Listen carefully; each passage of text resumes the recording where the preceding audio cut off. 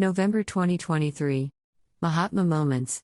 Taking a cue from Mahatma Gandhi, Megha Bajaj learns to transform hurt into understanding and positivity, into something bigger than what it started out as. I love the life the Mahatma led. And I keep wondering, what were the thoughts of the great man? When he was thrown out onto that cold platform in South Africa due to racial discrimination, two things could have happened. First, he could have felt very hurt, expressed or vented his frustration, and finally moved on. Second, and what he actually did, was that instead of making the indignity a personal hurt, he made it a collective one, that which a whole country was going through. He sought a solution that changed the world as we know it. I am an emotional person. I live life in the depths, and hurt is something that happens to me too. Sometimes it is deep, and other times, transient.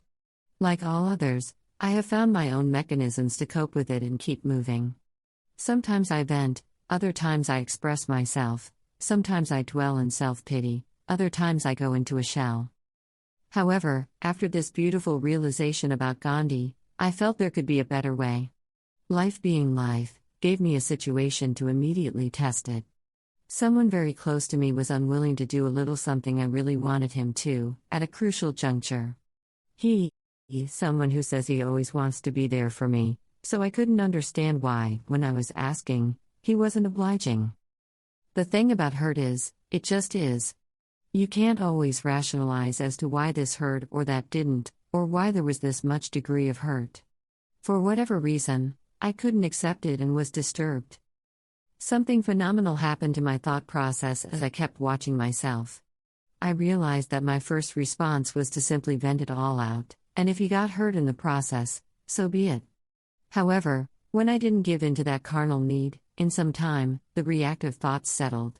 I watched my thoughts and emotions in awe, and as I settled even further, I realized hurt is caused when someone does something we don't want them to or doesn't do something we want them to.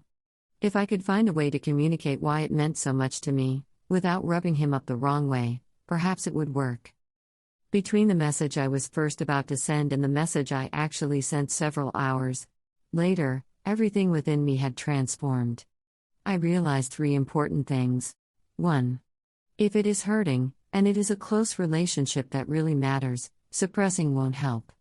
One is not expected to be a doormat in a beautiful relationship. 2. There is a way to communicate the emotion, which expresses clearly what I want without causing hurt to the other. 3. I could use this situation to perhaps help so many other seekers to find answers to their hurt through this article. I haven't heard back from him and whether he would do as I wish, but something within me has already transformed. Since I have been able to express myself, I am feeling relieved. Since I did it in a beautiful way, I know it won't create drama and further hurt. If things do go the way I want them to, it will be extraordinary. If they don't, I am still left feeling so beautiful about myself as a person. And as a lover. Megha Bajaj is a best-selling author, film script writer and poet. An ardent seeker at heart, she also runs her online writing and healing workshops called WOW. You can read more about her on www.meghabajajwow.com.